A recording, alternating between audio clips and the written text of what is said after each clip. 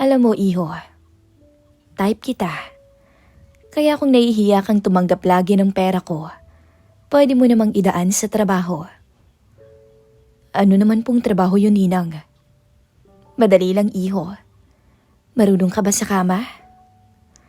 Naaalala ko ang mga usapang yun namin ng binata, kung saan naging dahilan ang lihim naming relasyon kahit pa kasal akong babae.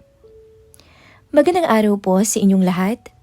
Itago nyo na lang po ako sa pangalang Faith. May isang anak, may sariling negosyong meat shop na pwesto sa isang palengke sa bahay ng Agoncillo, Batangas. Kasal sa aking asawa na si Ramil. Hindi niya rin tunay na pangalan. Isang retired police ang aking asawa at senior citizen na rin. Samantalang ako naman ay medyo bata-bata pa. Matanda na rin kasi ang aking asawa buhat nang kami ay magkakilala at nagpa siyang magpakasal at bumuo ng aming pamilya. Aaminin ko, boring na po ang buhay naming mag-asawa pagdating sa kama. Siguro dahil nagkasawaan na sa tagal ng pagsasama namin. At isa pa, hindi na tumatagal ang mister ko sa kama. Kaya naghanap po ako ng thrill at excitement na tinatawag nila. Pero hindi ko inaasahan na darating ako sa seryosohan. At aabot pa sa pakikipagrelasyon na mas bata pa sa akin. Nang mamit ko ang inaanak ko, ang anak ng aking kumare na si Tom. Hindi niya tunay na pangalan. Panganay siya sa 5 magkakapatid, na halos kaedad na nga niya rin ang aking panganay. Nasa middle class ang buhay ng kumari ko, habang ako'y mas nakaaangat sa buhay. Isang araw na minsang nagpunta ko sa bahay ng aking kumari, naabutan ko na nakataples lamang ang binata. Nahiya pa nga siya sa akin, kasi hindi niya akalain na darating ako. May pagkamahiyain kasi ito at halata ko naman kasi panayuko siya habang nagsasalita. Ninang, kayo pala. Pasensya na po, wala dito si mama ngayon eh. Nasa palengke po. Kung gusto niyo po, pwede naman kayong pumasok sa loob at hintayin na lamang siya. Wika nito. Sumunod naman ako sa kanya. Pumasok ako sa loob at naupo sa sofa. Hinintay ko ang kumari kong si Inday. Maya-maya nga lang rin, dumating ito galing sa palengke. Mare, nariyan ka pala. Saglit lang at ipapasok ko lang to sa kusina. Wika nito. Sige lang mare, walang problema. Hintayin kita rito. Tugon ko naman. Nang umalis ang kumari ko, sumulpot naman si Tom. Pinagmasdan ko ito mula ulo hanggang paa. Hindi na siya nakataples ngayon. Pero bakas pa rin ang matipuno niyang katawan, nakita naman na batak sa gym. Ang pagkakatanda ko, college student na ito at kumukuha ng kursong IT. Kung hindi ako nakakalimot sa kwento ng aking kumari noon. Nang pumanhik siya sa itaas, sinundan ko siya ng tingin. Para akong sinisilaba ng mga oras na yon. Alam kong maling-mali na matakam sa anak ng kumari ko. Kaso aaminin ko, binuhay nito ang dugo ko. Nang makabalik ang kumari ko, nagkwentuhan kami at dinaluhan niya rin ako ng merienda na makakain. Heto nga, nabanggit niya rin pala sa akin na malapit nang magtapos ang anak niya na 2 taon na lang daw ang bubunuin sa college. At sana nga raw ay kayanin pa niya. Sabi ko nga sa kanya, kaya niya yun. Pangpalakas loob ko rito. Alam ko naman kasi ang sitwasyong meron sila. Hindi na rin naman kasi siya iba sa akin. Parang magkapatid na rin talaga ang turingan naming dalawa. Matapos naming magtsikahan, umuwi na ako ng bahay at heto na naman ang daily routine ko. Ang mag-asikaso ng aking asawa. Wala roon ang anak ko at may pasok. At nagdodorm na ito. Hinayaan ko na lang dahil lalaki naman to. Lumipas ang 1 buwan. Hindi ko akalain na may darating na unos sa pamilya ng aking kumari. Nang magkaroon ng pneumonia ang bunsong anak nito. Tanda ko pa nang tawagan ako ni Tom ng araw na iyon. Sinabi niya sa akin na nasa ospital sila ng mama niya. Hindi naman ito maaasahan ng papa nila dahil alam naman niya na matagal nang hiwalay ang mga magulang niya. Mag-isa na lang na tinataguyod ng aking kumare ang pag-aaral at gastusin ng kanyang mga anak. At doon nga ako bilib sa kanya dahil kinaya niya ang lahat ng pagsubok ng mag-isa. Nang makarating ako sa ospital, nagulat ako nang biglang yumakap sa akin to. Siyempre niyakap ko rin siya dahil alam ko na kailangan niya ako. Hindi ko akalain na ang yakap na iyon ang magdadala sa akin ng malaking problema. Kinausap ko siya kung ano bang mga kailangan ng kapatid niya. Sinabi nito na malaking halaga ang kakailanganin para sa gamutan. Heto naman ako na handang tumulong kahit na walang kapalit. Total parang kapamilya ko na rin sila. Wala noon ang mama niya dahil naghahanap ng perang pambayad. Hanggang sa isang gabi, umiyak ito sa akin at kailangan na raw niyang magbayad ng tuition fee niya sa school. Kaso hindi na raw niya alam kung saan siya kukuha ng panggastos roon na pangbayad. Sinabi ko naman sa kanya na tutulungan ko siya pero tumanggi siya. Ayaw na raw niyang makadagdag pa sa problema ng pamilya niya. Siya na lamang daw ang gagawa ng paraan. Matapos naming makapag-usap, inalok ko itong uminom sa isang bar na alam ko. Parehas kaming nalasing noon, pero nakapag-usap ng masinsinan. At dahil lasing kami, nawala ang hiya at ilangan namin sa isa't isa. Hanggang sa inalok ko ito kung gusto niyang pagtrabahuhan ng pera para sa pambayad ng tuition niya. Alam mo, iho, type kita. Kaya kung nahihiya kang tumanggap lagi ng pera ko, pwede mo namang idaan sa trabaho. Ano naman pong trabaho yun, Ninang? Madali lang naman, iho. Marunong ka ba sa kama? Sa puntong yun tumanguto at napangiti pa nga ng bahagya. At nang hawakan ko ang kamay niya, bigla na lamang akong hinalikan nito sa labi. Huwag tayo dito, iho. Sa hotel tayo. Sabi ko naman. Sa puntong yun, namalayan ko na lang ang sarili ko sa isang hotel kasama ang binatang inaanak ko. At sa kama, halos mabaliw ako. Halos mapasabunot ako sa buhok ng binata sa husay nito. Aaminin ko, iba si Tom kung sa kama lang. Kaya niya akong baliwin ng sobra, malayong malayo sa mister ko. Isang linggo ang nakararaan nang may mangyari sa amin. Sinamahan ko siya na magbayad ng tuition fee sa school. At nang matapos tong magbayad at nag-aya siya na kumain kami sa labas, bagay na sinang-ayunan ko naman. Pakiramdam ko talaga nun, naging sugar mom ako nito. Pero masaya naman ako na natutulungan ko siya at ako naman napapasaya niya pagdating sa kama. Buhay na buhay ang aking dugo kapag kasama ko si Tom. Para akong bumabalik sa ganong edad na sagana sa thrill at excitement. Bagay na hindi ko na makuha sa aking asawa. At akala ko kakain lang kami. Kaso nauwi ulit kami sa lugar na malamig.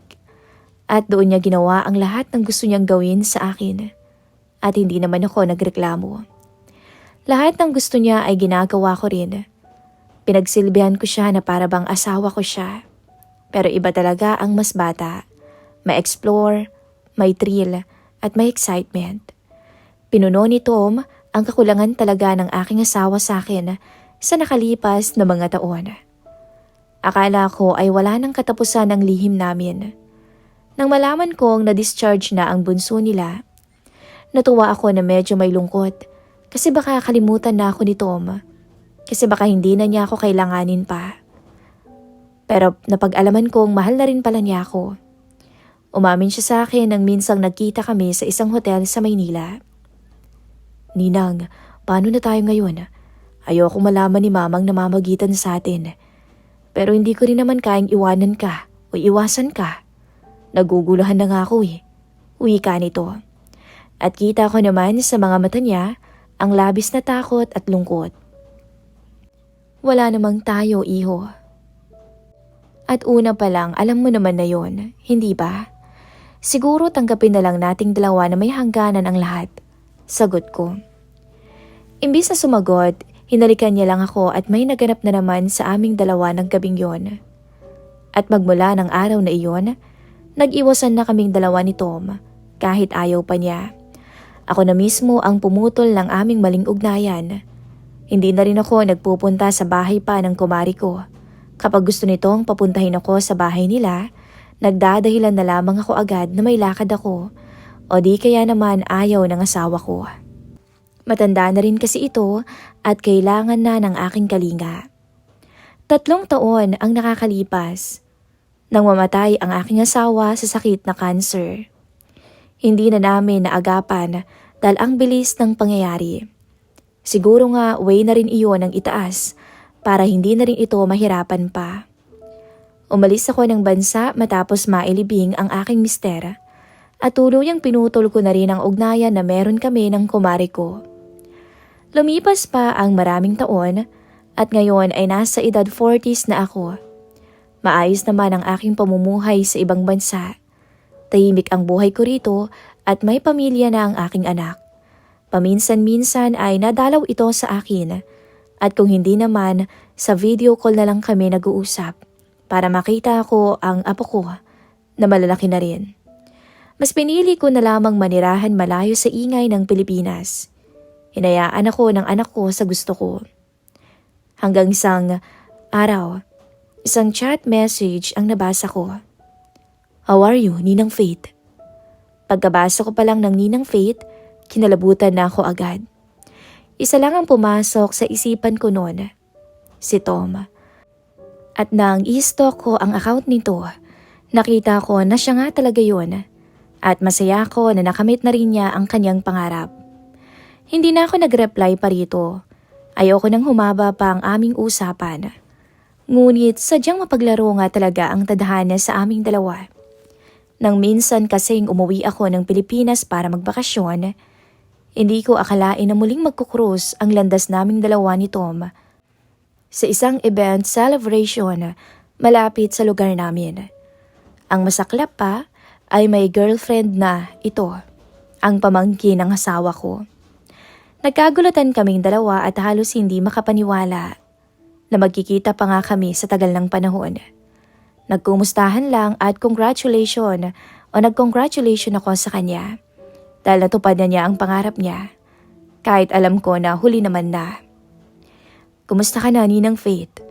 Tanong nito sa akin habang nasa loob ang pamangkin ng aking asawa at kami naman ay nasa labas nag-uusap na parang normal lang.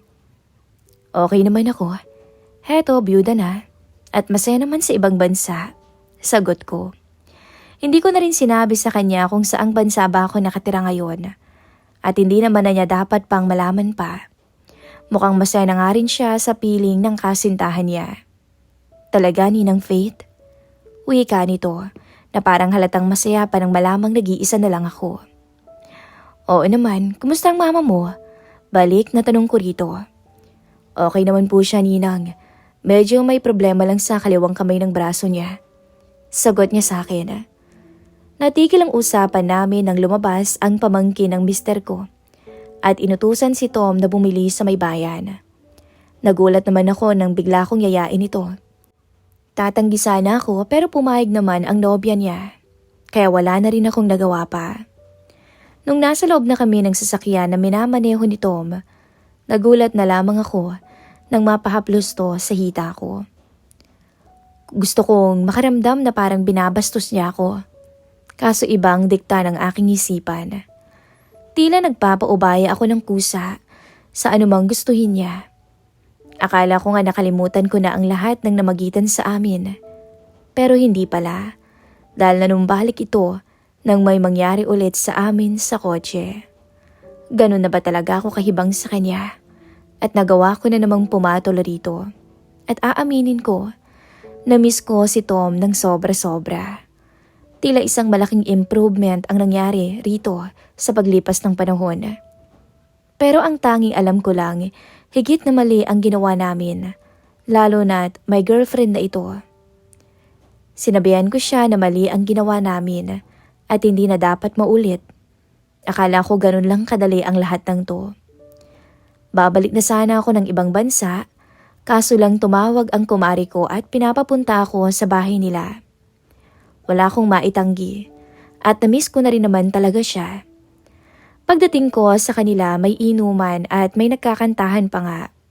Napag-alaman kong birthday pala ni Tom noon. At masakit makita na magkasama na naman sila ng nobya niya. Kitang-kita ko pa nga ang panakaw-nakaw niya ng tingin sa akin habang hinahalikan siya nito.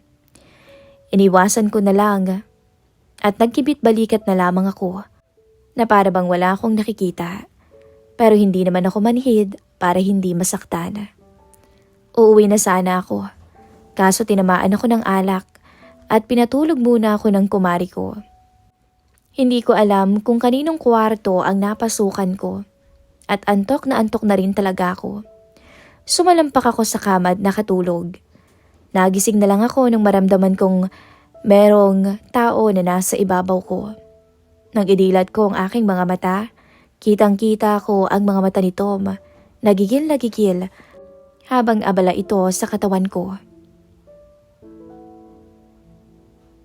Maski ako ay natuwa sa kanya. Pigil ang boses ko noon sa takot na baka magising ang mga tao sa kanilang bahay at may skandalo pa kaming dalawa. Inabot na nga kami ng madaling araw nang sulitin namin ang isa't isa. Pero pagkatapos ng lahat, sinabihan ko siya na last na talaga ito at bumalik na siya sa nobya niya. Dahil hindi na rin kaya ng konsensya ko. Ayoko namang masakta ng pamangkin ng asawa ko at ako mismo ang magiging dahilan nun. Hindi kakayanin ng aking konsensya kung mangyari ito. Kaso lang sinabi niya ring mahal niya ako at handa siyang iwan ito alang-alang sa akin. Kung gusto ko pang araw ay sasama siya sa akin pabalik ng ibang bansa. At doon na lamang daw siya maghahanap ng trabaho bilang computer software engineer. Ako naman daw talaga ang mahal niya.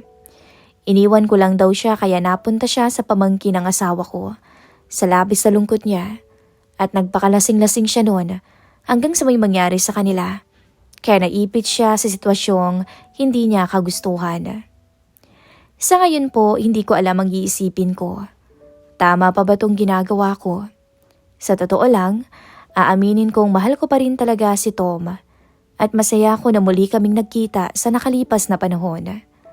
Kaso alam kong mali naman ang gagawin niya dahil may masasaktan kaming tao. Gulong-gulo na po ako at hindi ko na alam ang aking gagawin. Papayag ba ako sa gusto nito o sadyang tatanggapin ko na lamang na hindi talaga kami ang para sa isa't isa? Na pinagtagpo lang kami ulit para magkaroon ng closure ang lahat. Sana'y mabigyan niyo ko ng magandang payo. Lubos na umaasa at gumagalang, Faith ng Batangas. At dito na po nagtatapos ang kwento natin ngayong araw.